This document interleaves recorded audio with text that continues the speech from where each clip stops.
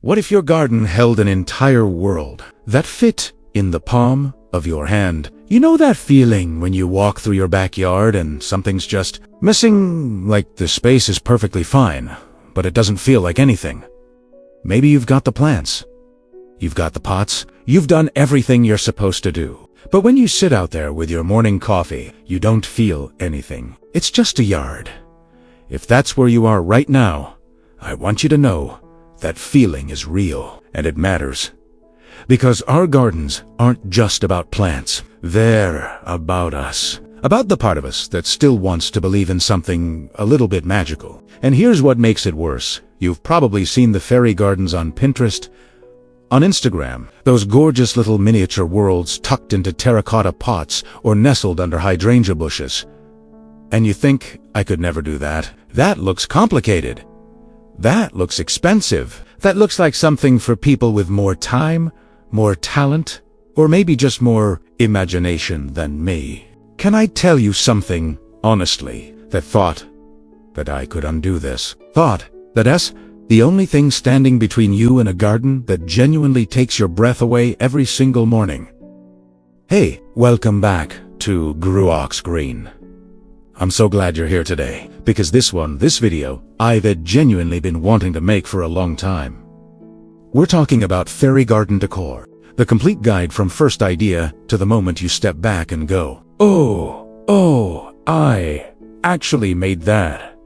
Whether you've never done this before, or you've tried and just were unsure where to start. By the end of this video, you'll know exactly what to do, and you'll want to go do it today. So let's start at the very beginning.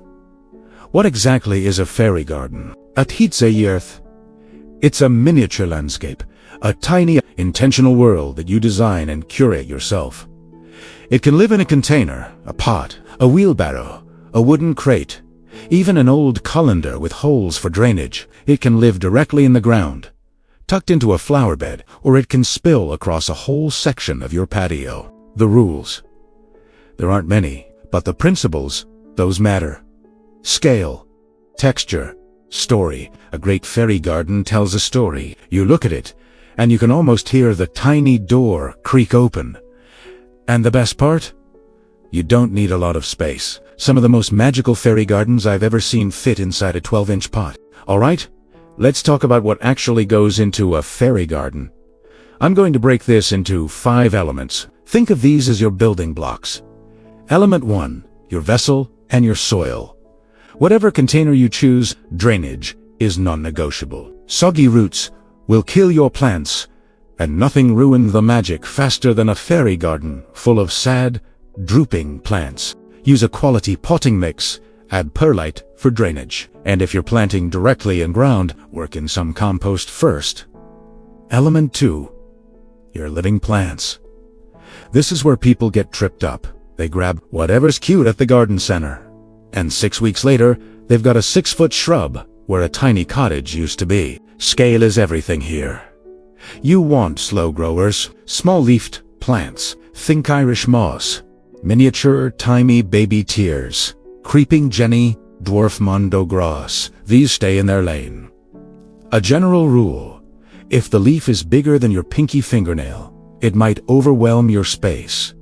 Keep it proportional. Keep it to scale. Element 3. Hardscape your paths, stones, and structures. This is where your garden starts to feel real. Pea gravel for pathways. Flat river rocks for stepping stones. A piece of driftwood becomes a fallen log. A broken terracotta shard becomes a garden wall. You don't need to spend a lot of money here. Nature gives you most of this for free. Element 4. Accessories and figurines, your characters and charm. This is where your personality shows up. This is you in the garden. Some people go full enchanted forest. Lots of mushrooms, a fairy cottage, little animal figurines. Some people lean more into the cottage garden story. A tiny clothesline, a miniature watering can, a little bench under a rosebush. Neither is wrong. Both are perfect. Element 5. Light. The thing that turns a garden into a world. Solar microlights and LED fairy light strings. These are inexpensive. They're weatherproof, and they transform everything at dusk. Your garden goes from charming to breathtaking the moment those lights come on. Don't skip this element. It's the one that makes people stop and stare. Okay, you know the elements. Now, let's actually build one, start to finish. I'm going to walk you through this the way I'd walk a friend through it. Step 1. Choose your container and prep it. Add your drainage layer first. About an inch of pea gravel or pot shards at the bottom. 10 feel 2/3. With your potting mix, don't pack it down. You want it light, airy, and ready to receive roots. Step 2. Plan your layout before you plant. This is the step most people skip, and it's why their gardens end up feeling crowded or lopsided. Set your accessories and plants into the pot without planting anything yet. Stand back, move things around. Live with it for a minute. Where's your focal point? Usually it's your structure, your cottage, your archway, your wishing well. That goes in first, and everything else builds out from it, just like designing a room. Step 3. Plant from the back to the front. Tallest plants in the back. Ground cover plants creeping in at the front. This gives you depth, that layered, lush look that makes it feel like a real landscape rather than just stuff in a pot. Step 4. Lay your pathways and hardscape. Once your plants are in, start laying your stone path. Press each stone gently into the soil. You want them to look like they belong there, not like they were dropped from above. Step 5. Add your accessories, your story pieces. Take your time here. This is the fun part. Tuck your figurines into corners. Lean the tiny ladder against the cottage wall. Half bury the mushrooms so it looks like it grew there. The goal is for nothing to look placed. Everything should look like it lives there. Step 6. Lay your lights last. Weave the fairy light strand through your plants before watering so the wire can settle in. Tuck the solar panel where it'll get the most sun. Then you just wait for dusk and let the magic happen. I want to take a second and tell you why I think fairy gardens matter. And I mean really matter. Not just as a pretty thing to look at. There's something that happens when you sit down and make something small and intentional with your hands. The world gets quieter. The to-do list fades out. You're not thinking about your inbox or the news or whatever's worrying you that week. You're just here, in this little world, making something beautiful for the pure joy of making something beautiful. And that, for a lot of us, is something we have undone in a really long time. I've heard from so many of you, women, especially in your 40s and 50s, who say that creating a fairy garden gave them back something they'd kind of forgotten they'd lost. A sense of play, a sense of wonder, the feeling that beautiful things are worth making, even if nobody's grading you on it.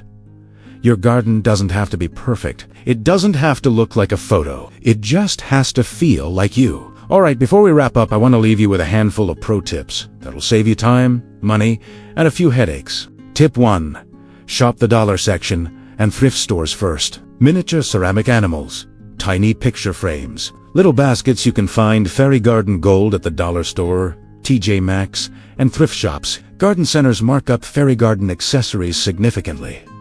Be smart about where you spend. Tip 2. Water carefully and sparingly. Miniature plants in containers can drown faster than you'd think. Water at the base, not from above. Let the soil dry slightly between waterings. And in summer heat, check your container daily. Terracotta especially dries fast. Tip 3. Think about the seasons. A fairy garden can evolve. Spring means tiny bulbs and fresh green. Summer is full and lush. Fall swap in some miniature pumpkins and dried seed heads. Winter add a little resin snow cottage and some frosted twigs. Your garden is a living thing, let it change. Tip 4. Protect your accessories. Not all figurines are weatherproof. Check before you leave them out. A little clear exterior sealant spray on ceramic pieces goes a long way. Bring resin and painted pieces in during hard freezes. Tip 5. Make it yours. I cannot say this enough. Don't copy someone else's garden. Use it as inspiration. Then make choices that feel personal. A tiny photo frame with a miniature portrait of your grandkids. A ceramic initial nestled in the moss. A color palette that matches your house. Your story. So here's what I want you to take away from today. Fairy gardens aren't silly. They're not childish. They're not just a trend. They're a way of reclaiming a corner of the world and making it beautiful on your terms. They're a form of creativity that doesn't require any training, any expensive equipment, or anyone's approval. And they'll give you, I promise you this, a reason to go outside every single morning and look at something you made. Something that sparkles. Something that's entirely, completely yours. If this video made you want to go build something, I hope it did. Tell me in the comments what your fairy garden theme is going to be. Enchanted forest, cottage garden, something completely different that I haven't even thought of. I genuinely want to know. And if you found this helpful, hit subscribe. We're here every week with real, practical, beautiful gardening content made for people who love their gardens and want to love them even more. I'll see you in the next one.